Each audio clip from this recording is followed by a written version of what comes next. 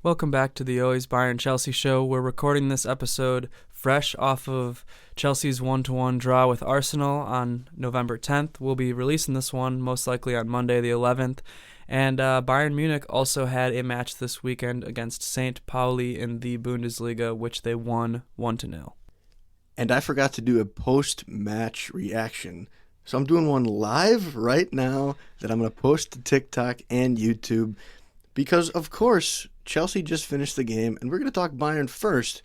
But let me just get my quick elevator pitch thoughts on the match live here for the listeners. If you're catching this later, just know that you saw me record this live.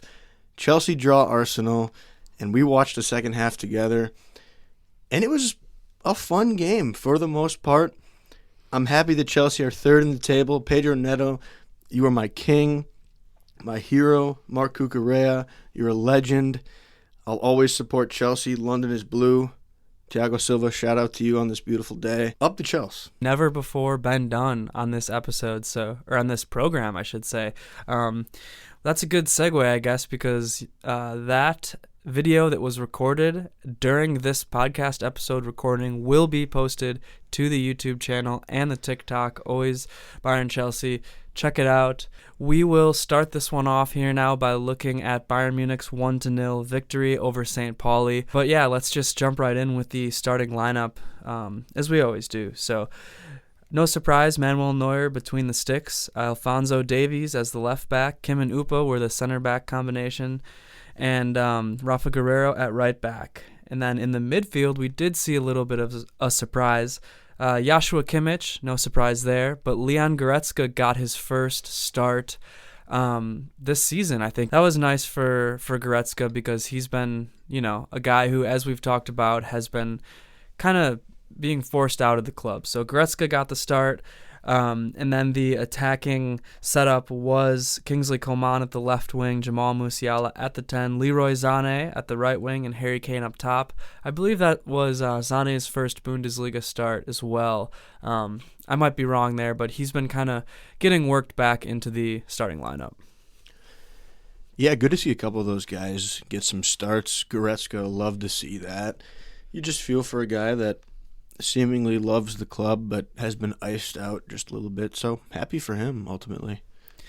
Yeah, and this match gets underway, and like I said, I don't have a lot of reaction to it because really for the most part Bayern's attack looked pretty stale. The team looked tired, players weren't really making runs into the box. I will say I think Sané looked pretty solid for the most part overall. Could have done a little bit more, but yeah, I think St. Pauli actually surprised me with how well they played. I've watched a couple of their matches this season, and they just looked really well coached. They looked like they had a clear game plan, and, they were playing that low block, they were playing that compact shape, but they also were able to kind of create some chances here and there off the counter. Although for the most part, Bayern dominated the ball, they just couldn't really make a good run or get a good shot off. Yeah, I noticed early on in that first half that St. Pauli had a strong back line, a true back five, which I feel like you rarely actually see. Normally it's kind of a back three, maybe a couple wing backs, but it seemed like they really just had a strong back five. So that was interesting to me, and they did a great job of really containing Bayern throughout most of that match. Yeah, and so I've said this before, but the blueprint on how to beat Bayern Munich is out there in the world. If you've watched Bayern's matches this year, the blueprint is to, fall back into a low block, play that compact shape, and then strike off the counter and catch Bayern's back line really out of position or just making a mistake. And luckily for this match, and really the last few matches, I believe it's 5 clean sheets in a row for Bayern, but the last few matches, Bayern's defense has looked great, and that can be said about this match as well. So shout out to the defense. They really held things together. But yeah, like you said, St. Pauli had that back five instead of the wing backs inverting and kind of morphing into a back three is usually what happens. But St. Pauli was really focused on making their attacks and their counters from their midfield, kind of playing longer balls and then getting it from their midfield into the attack. Which was interesting to me because watching that game, they didn't really have good players for counterattacks, it seemed like. Anytime they attempted it, it wasn't even really close to working. So to me, doing that strategy where you so focus on defense and then you haven't scored any goals at home on the entire season makes zero sense. Yeah, it's interesting. I want to say that Pauli drew Leipzig 0-0 at home. I don't know if I'm remembering that correctly, but they've had a couple of they've had a lot of draws this season, and they've had a couple of matches where, yeah, not scoring at home, but they end up still looking decent. It's hard to really figure out. They're a newly promoted side into the Bundesliga, and their coach from last year is actually Brighton's coach now, so he's one of the better young coaches in the game, and they also lost one of their better players from last year to the MLS, I think St. Louis, whatever their team is. Really? So he was one of their best players and went to MLS? Yeah. If he's one of their best players and went to MLS, one of the worst leagues in this world, St. Pauli are getting relegated. Hey, don't be hating on the MLS during the Cup playoffs right now. I mean, anything can happen there. We just saw Atlanta FC or Atlanta United, whatever they are, take down Messi and Miami. So that's big. I say that as I watched part of that game last night. Although the only reason I watched is for Messi, because he's not the GOAT, and I wanted to prove that correctly. So, but yeah, back to this match. I mean, St. Pauli, it just doesn't seem like they have what it takes really at all with that style.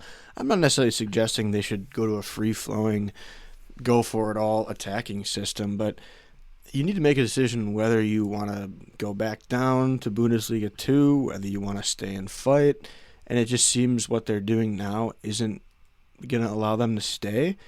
So I don't know what their move is, but it's not good enough.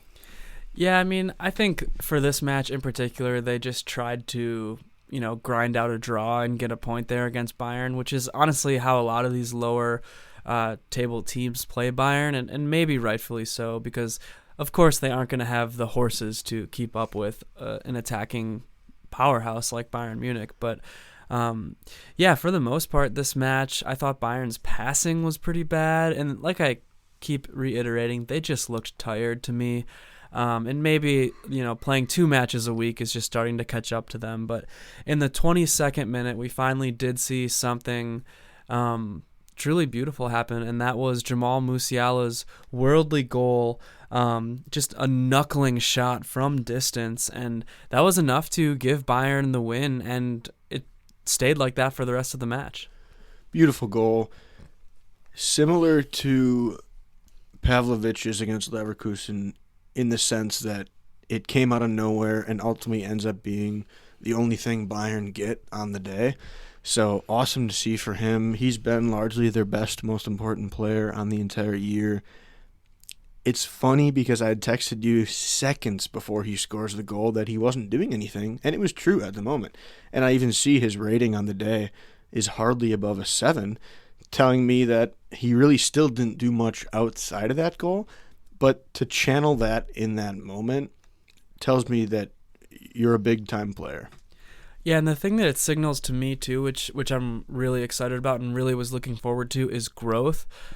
Because, even as recent as last year, Musiala would tend to just kind of put his head down and dribble into 6-7 defenders, and sure, he's a star boy who can dribble through 4 or 5 defenders sometimes, but nobody's going to dribble through 7 guys when a team really packs it in and parks the bus like that. So seeing him being able to, for example, score headers these last couple matches and then shoot and score from distance like that really shows me that he's improving his game and just becoming an all-around star.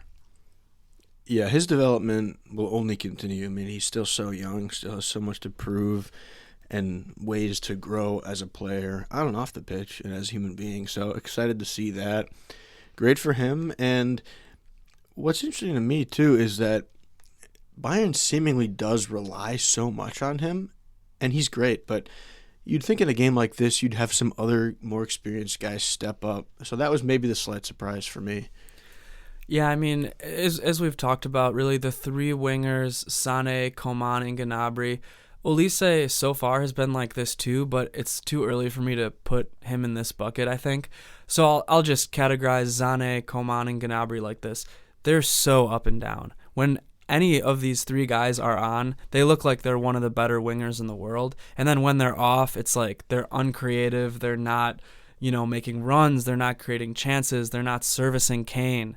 And it's like, you can see why at times Bayern seems so willing and anxious to get rid of these guys and bring in some new blood. But at the same time, when they're on, they're looking like they can take down any team in the world.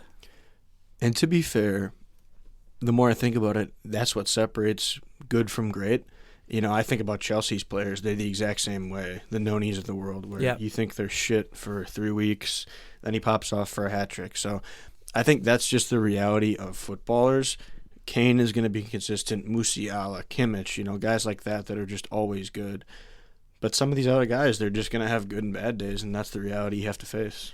Yeah, and part of the problem, too, is these guys are so often injured, Sané, Coman, and Gnabry, that the key with them, I think, is rotation, and it's just going to be, can company figure out who to play on the right days when they're hot and who to bench when they're not. So we'll see how that works going forward as we head into the international break here. I'm just nervous about players getting injured, so many matches, especially because Bayern's coming up into an extraordinarily tough stretch of their schedule at the end of November, playing Dortmund, PSG, and Leverkusen all in a week, all in different competitions. So looking forward to that, but also a little bit nervous for some players' health. But as the match continued on, we saw Serge Gnabry and Konrad Laimer come in the 65th minute, and then João Palhinha and Michael Olise come in the 81st, and finally Thomas Muller came on in the 89th minute. So not a whole lot to say there because the match just kind of continued. Bayern dominated possession. St. Pauli would make chances here and there, but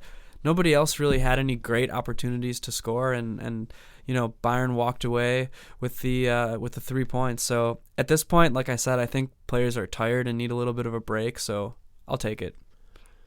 Yeah, once again, I'm going to sound like a broken record, and we've discussed this yesterday. You'll take the points, you'll get out of there. A clean sheet is something to build on no matter who you play, so you'll definitely gain momentum from that defensively. Yeah, and also, this is something that you hear NFL teams say a lot, right? You hear them say, NFL coaches, I guess, maybe some players, but there's no easy game in the NFL.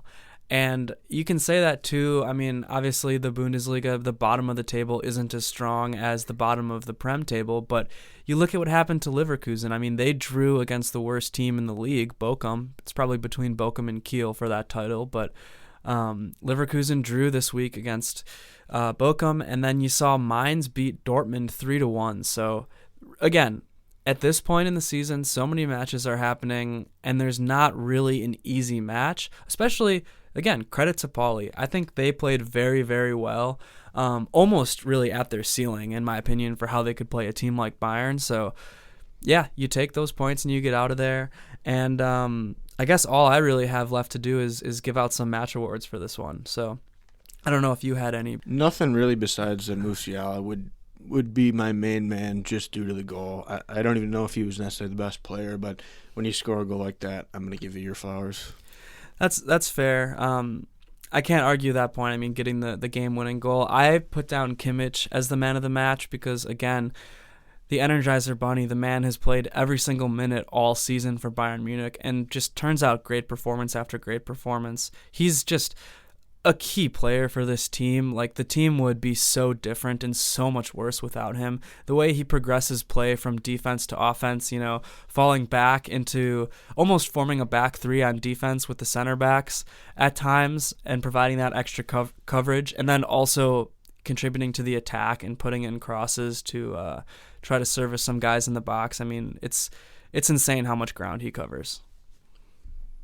Yeah, you love to see that. I certainly agree with your points there.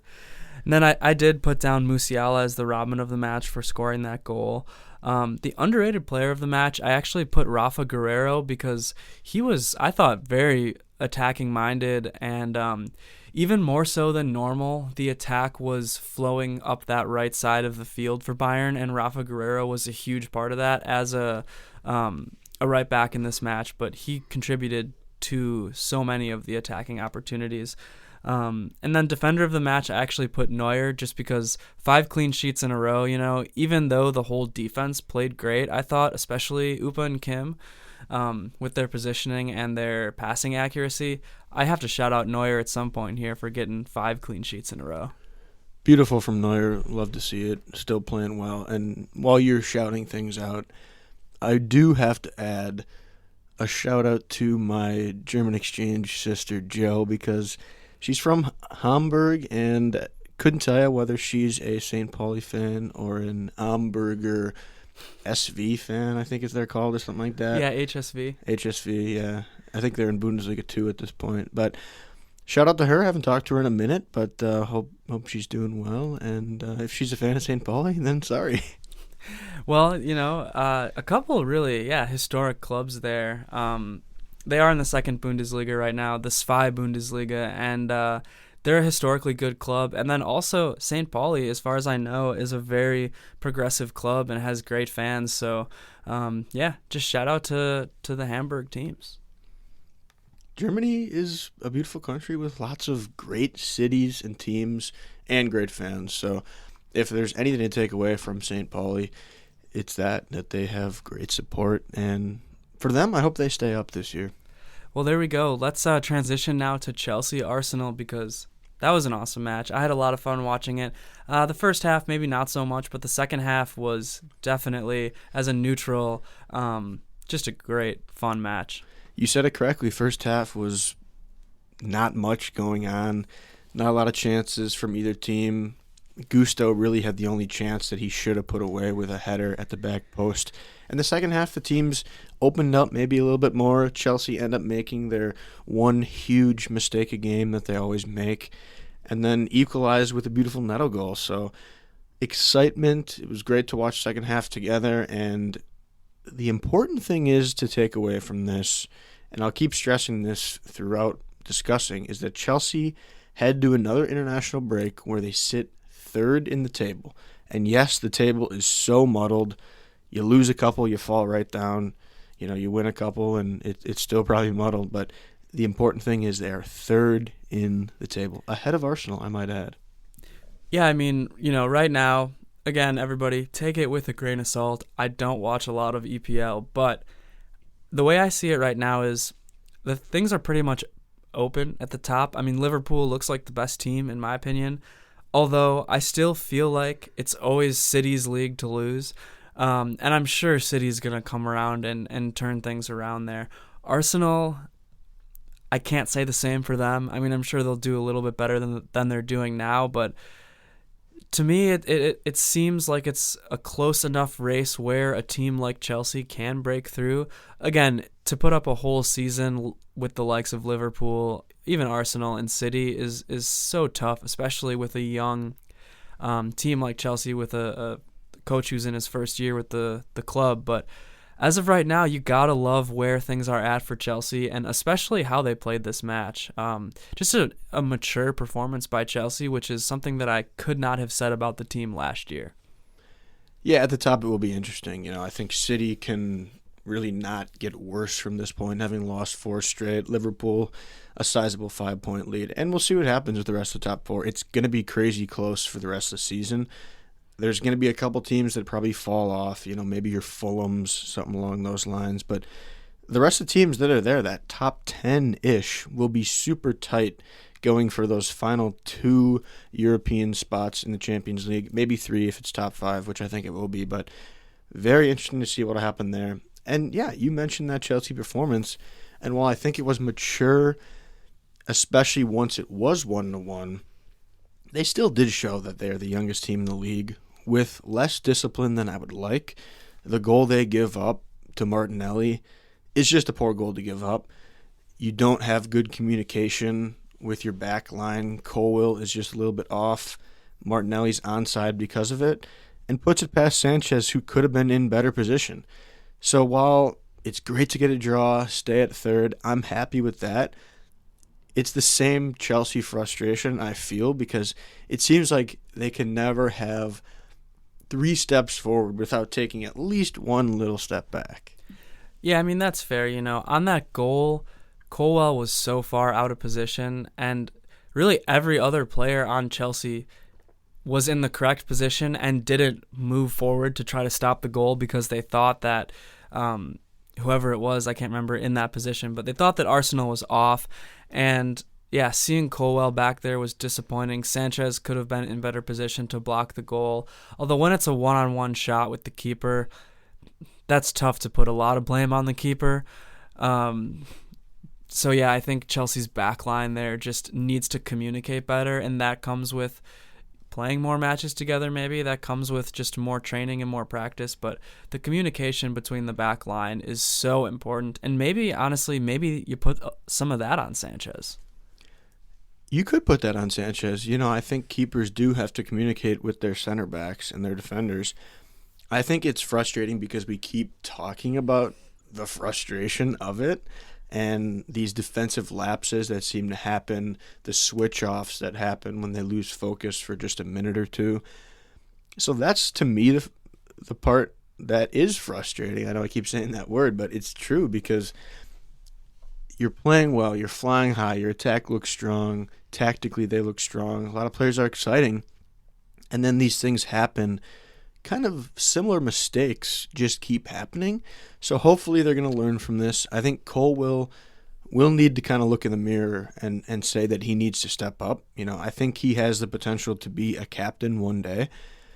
Maybe it's Maresca sitting him for a Premier League game. I'm not confident in Badiashile, but maybe you sit him for a game just to kind of say, hey, you haven't been up to your standard, and I'm going to let you know that. Similar to calling Reece out. Maybe you call Cole out in some way. Yeah, I think Chelsea probably is missing an elite center back. Just watching the difference between Arsenal's center backs and Chelsea's, I thought Arsenal's attack did not look good today. Even their midfield I didn't think looked that special, but Arsenal's defense was just so solid, and even to draw 1-1 there is a testament to, I think, how much Chelsea's grown since last year. And when you look at the balance of this game, I think Chelsea won the wings. They won the midfield. They just kind of lost that center back defensive area, which was interesting, and is probably why it was 1-1. Yeah, I think that Neto is the exact type of traditional style winger that Chelsea needs. He's so fast, but he also can deliver these beautiful crosses. He's not as fast as Mudryk, but I think he does control the ball better and just contributes more as a whole to the team.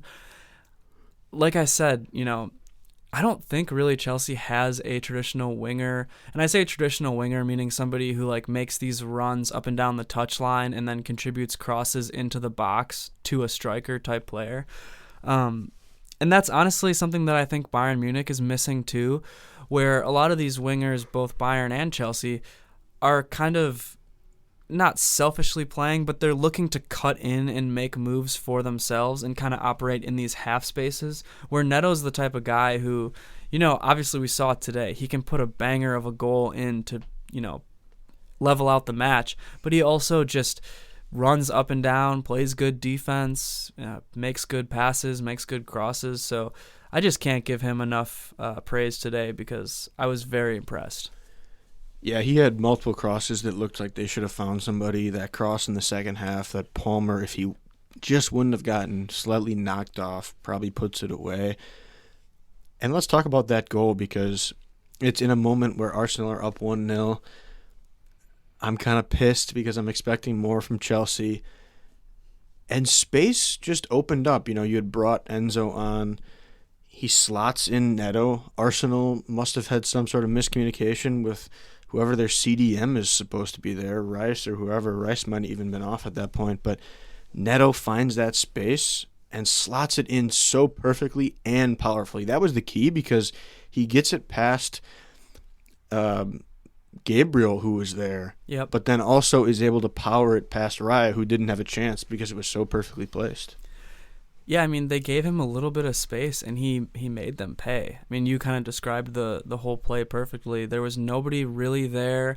I think Gabriel was anticipating the ball to go to the other corner, so he was kind of leaning that way, and there was just enough space for Neto to slot the ball into the bottom corner of the goal, and he did it. I mean, it was a great shot. It was a clutch moment. That's the thing too. The timing of it is so, you can't overstate the timing of that goal, because Chelsea in the past has been known to turn it off, like you said, for a few minutes, flip that switch into the off position. And that's also consequently what I was worried about after they did score that goal. I mean, the rest of the match, it was really just a nail biter. I was almost waiting for the Chelsea of last year to show up, where there would be a lapse in judgment again. Yeah, I was just worried that they would either be too strong on a set piece or on a cross into the box, or there'd be, again, some sort of lapse of positioning on Chelsea, and there'd be an easy goal coming.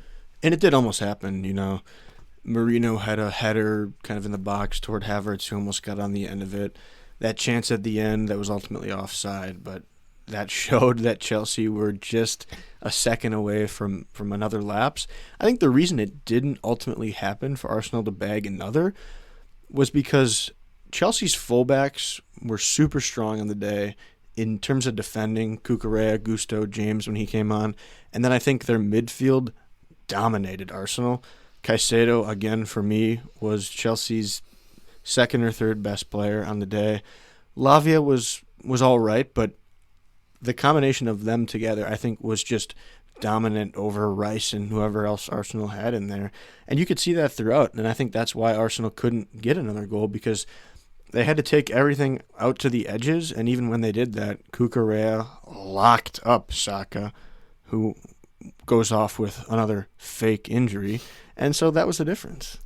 Yeah, I mean, Cucurella had Saka in his pocket the whole match. Yeah, it was just... After that goal, I was just begging, Maresca. I was on the phone with Maresca begging him to just try to still control possession of the ball. Don't let Arsenal take control of the match. I think Chelsea did an all right job at that. They could have done better, but ultimately what they did was enough. Yeah, I think it was a combination of both. I think he was being a little too conservative, but also wasn't completely going low block. He brings Mudryk on for Noni, which that would have been the switch I make. Enzo for Lavia, fine. Lavia kind of gets a little knock or something there. James coming on, I agreed with as well. But I personally would have either brought Nkunku on earlier and then maybe taken somebody off a wing. I didn't want to take Neto off, but it's tough because I almost wanted to take Palmer off, but it's tough to do that when he's your best player every game. You're not just going to take him off because he's having a poor moment, because what if he scores you a goal later in the match? But I think that would have been the move while I'm racking through all the possible moves, because I wanted to see a Felix or an Nkunku in the 10. Palmer had space most of the day on that left-hand kind of space there in the midfield. He just wasn't doing a ton with it. He'd make a nice move, then wasn't able to find the pass or the shot. So I think the move would have been bringing somebody in for him. I just don't know if you can actually make that move.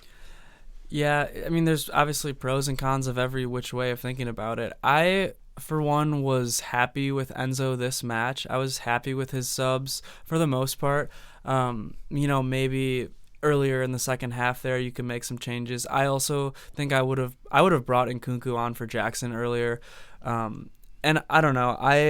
I think what I would have done if I was coach there was just made sure, like I said, that Chelsea still tries to control possession.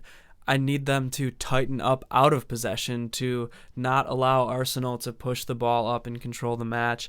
And then I would have just focused on building my attacks up from the left-hand side with Cucurella and Neto. And, of course, it's hard when Cucurella has to play defense against Saka, but the right side isn't going to give you any sort of attack. And I thought Gusto actually did pretty well at defense, at defending the end of the match, the second half at least. But him and Noni weren't putting anything together on the right side, so I would just focus on defending that right side and then trying to build up my attack through the left, I think. And we've been discussing this long enough about that right-hand side where it's time to make a change, because if you want to start putting these stretches of wins together, you do that. And Neto is actually a better right winger than left winger. He's been playing mostly left wing, but he prefers the right. He can play both very well, as we've seen. So I think it's a simple switch. you throw Neto on the right wing going forward with Reese or James. In my opinion, I go James. If he's not fully fit after a break, then why is he playing? And I think that's a move you make. Left wing, you either go Mudryk or Sancho, depending on the opponent, whether you want speed or you want more controllability. And that's what you see going forward if I'm the coach. Yeah, I mean, you could potentially even try to push Palmer out to a wing and do Kunku and Jackson. I don't know, but I like what you're saying. I think that there's no chemistry between Noni and Gusto at this point. And part of the thing is, too, if you're a player and you know that your spot isn't in jeopardy at all, I'm not saying that these guys are going to play worse or these guys aren't professional enough to, still make good runs and still put together good performances, but I think there's something to be said about healthy competition, and I think I agree with you. Now's the time to change up that right side because, man, there's no chemistry. Yeah, I'm just looking at Noni's statistics here, and he hasn't scored since that Forest match, and that was a massive goal because you get the draw in that match, but since then, he really has not done anything. So, worst case, you take him off, get him some minutes in the Conference League if you want. Their next match in the Conference League is against Heidenheim. That's a semi-legitimate Bundesliga European team, so you might want a little more strength as it is. Throw Noni in that game. And he either builds confidence by scoring a goal, getting assist, whatever, against a lesser team, or he continues to play poor, and then you know that it's the right decision to play somebody else. So that's, I think, what I would do, and we'll see what happens from there. 100% agree with you there. And I just want to see Felix and Kunku more in the Prem, Mudryk a little more too. I just think you're going to have some of these games, hopefully soon, where it's even a lesser Premier League team, and you can play some of these guys more. You just have to throw them in a little bit to see what you've got. And if it doesn't work, then hopefully it's in a game where you're already up a goal and it doesn't matter as much. And if they make a mistake, then going forward. But you have to just see what they've got.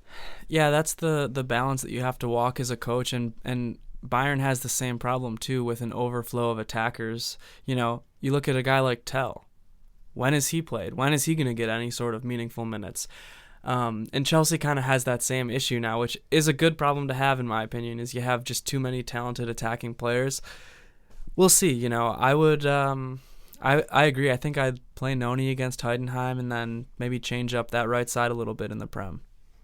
Yeah, and just looking here because we're thinking through this, what's coming for Chelsea. And they play Leicester immediately after, then that game against Heidenheim, and then a tough against Villa, but you got a Southampton in there, Tottenham, which is tough, but then you got more Conference League, and a couple lesser teams near the bottom of the Prem. So there's definitely going to be opportunities to potentially shake things up a little bit without compromising too much of your tactics and your good players being in form.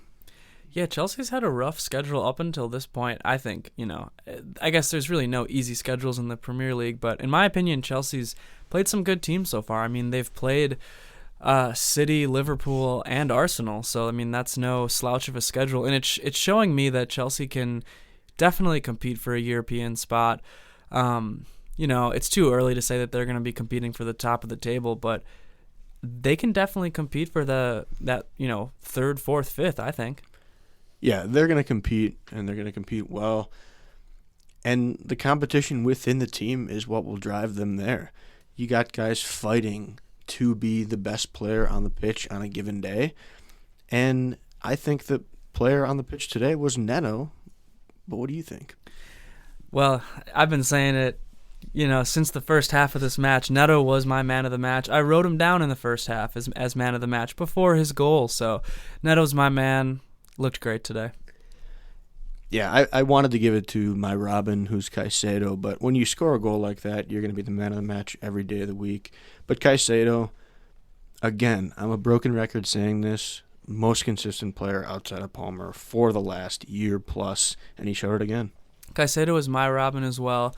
Nothing really to add except for a couple very, very timely challenges that were just great, that won the ball back or stopped an Arsenal attack or stopped Arsenal progressing the ball.